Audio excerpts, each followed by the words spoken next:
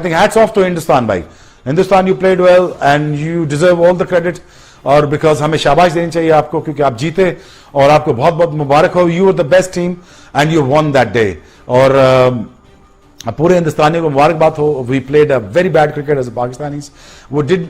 I am sorry, मैं ये इसलिए नहीं कह रहा कि हम जब 99 में खेले थे हम तब भी बुरा खेले थे, लेकिन हम इतना बुरा नहीं खेले थे कि कोई कैप्टनसी नजर ही ना आए. तो हमारी बैटिंग क्लैप्स की. और बाय द वे याद रखिए, हिंदुस्तान हमेशा अपनी बैटिंग से नहीं बॉलिंग से जीतता है, क्योंकि पाकिस्तान के खिलाफ जब भी पाकिस्तान ने क्लैप्स किया, पाकिस्तान की बैटिंग क्लैप्स हुई है.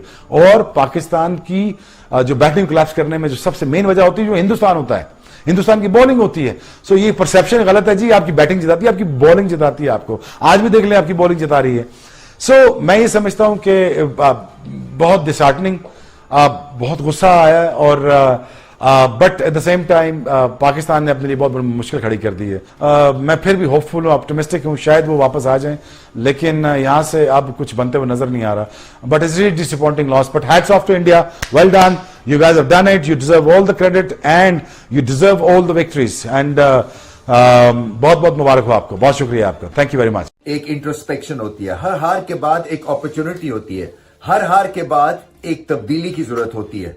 और मैं समझता हूं कि ये वो वक्त आ गया है, पाकिस्तान की क्रिकेट को कंप्लीट रिवैम्प होने की जरूरत है.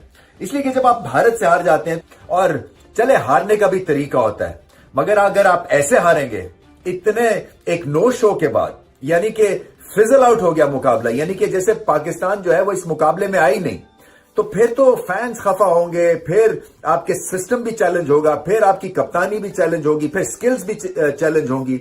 और उसके बाद फिर अगर आप प्रेशर पॉइंट्स अच्छे नहीं खेलेंगे, से सीखेंगे नहीं, तो फ्रस्ट्रेशन है. और उसके बाद क्या है, उसके बाद फिर आपको प्लेयर्स को बाहर करना है और नए प्लेयर्स को लेके आना है. और ये बहुत पहले से हो जाना चाहिए था. आप नहीं जीत सकते. आपका जो लीडर ऑफ द पैक नहीं था, आपके जो स्किल्स लेवल है वो इनफैक्ट पिछले 2-3 सालों में नीचे चले गए हैं.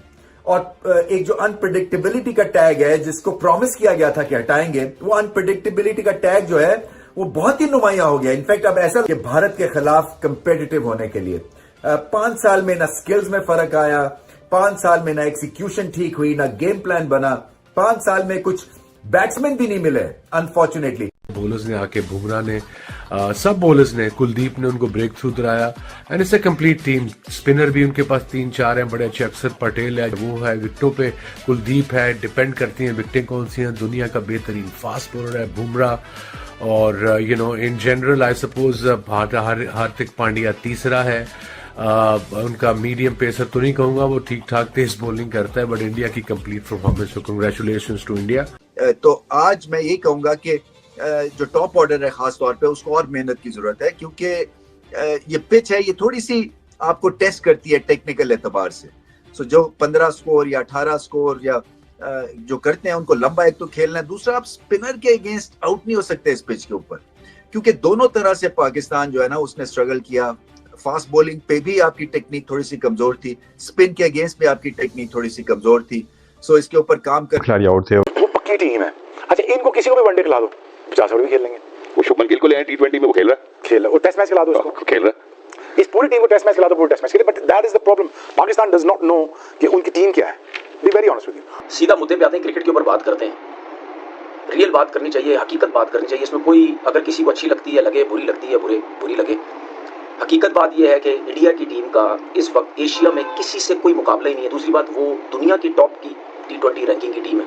पाकिस्तान के लिए बहुत कुछ सोचने के लिए है. पाकिस्तान को पता नहीं बैटिंग में क्या चेंजेस करनी है, पाकिस्तान को क्या तरतीब सेट करनी है, क्योंकि ये जो मुझे लगता है कई दफा ये स्ट्राइक रेट के चक्कर में ना आप अपना असल मकसद भूल जाते हैं, और असल मकसद है मैच जीतना.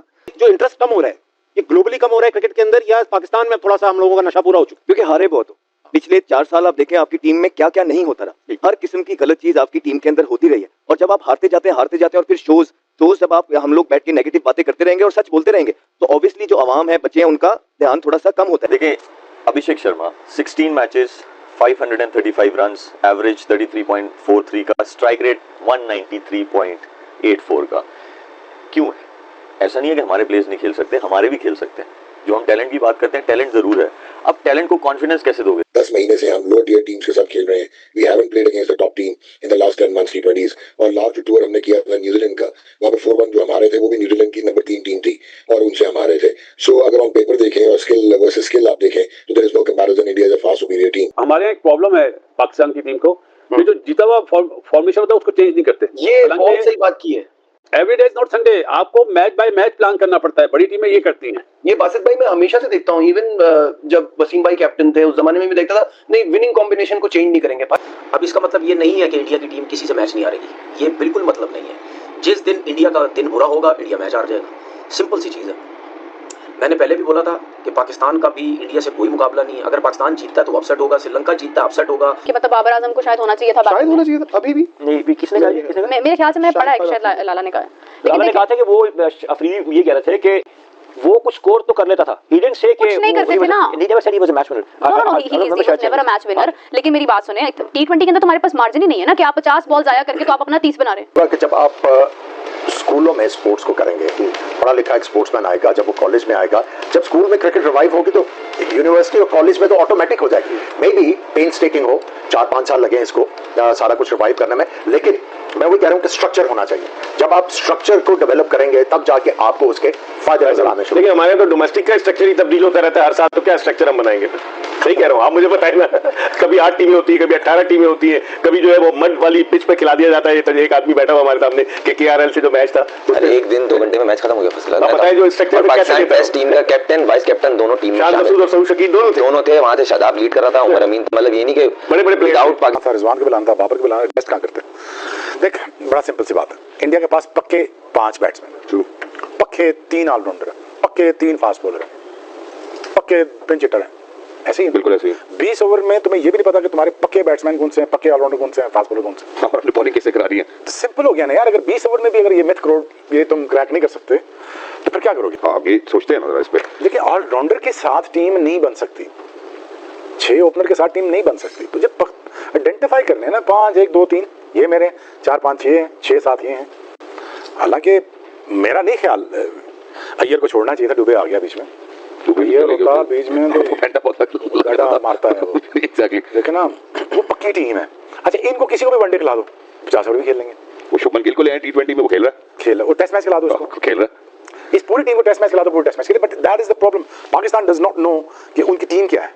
Be very honest with you. Super 4 में भी कोई भी टीम इंडिया से जीतती है अपसेट होगा. अगर इंडिया फाइनल भी हार जाता है अपसेट होगा. जिस तरह की इंडिया की टीम है मेरे हिसाब से उसको कोई मैच नहीं हारना चाहिए. फाइनल तक, फाइनल भी जीतना चाहिए और कोई मैच उसको नहीं हारना चाहिए.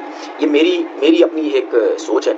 जो मुझे इंडिया की टीम नजर आती है, बहुत से लोग मुझे सुनेंगे, बहुत से लोग वैसे ही मेरे ऊपर वीडियोस बनाते हैं, बहुत से लोग ये वीडियो देखने के बाद वीडियो बनाएंगे भी कि यार वो देखो जी क्या बोल रहा है.